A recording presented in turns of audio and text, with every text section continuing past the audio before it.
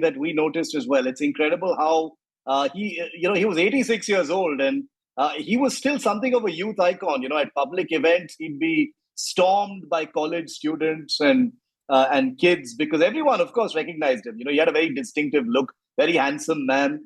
Even in his later years, and he was instantly recognizable. People would rush to him for selfies.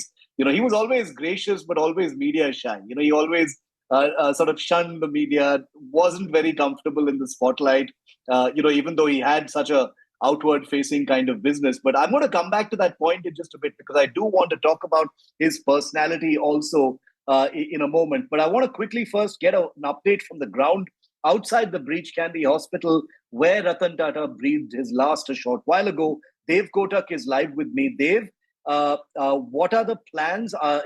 Has it been made clear what the last rites ceremony, etc., will look like? Ratan Tata, of course, belonged to the Parsi community. There are many different rituals and ceremonies that the community, will possibly have to conduct. But Ratan Tata was also a very big public figure. What are you hearing? What are the ceremonies and rituals going to look like?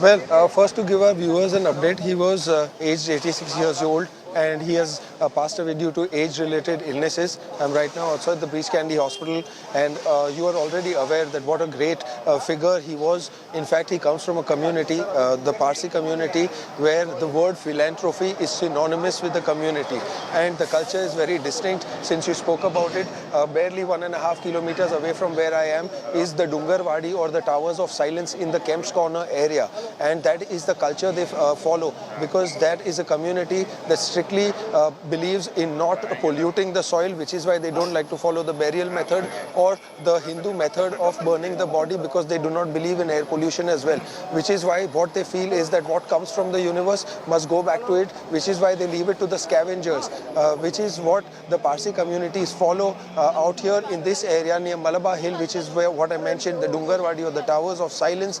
It is up the slope, and the body is carried into a deep well, which is where it is placed on a slab, and then after prayers it is led to the scavengers or the sky the birds of the sky, the vultures, the eagles, because like I mentioned earlier as well, what they believe is that giving back to the environment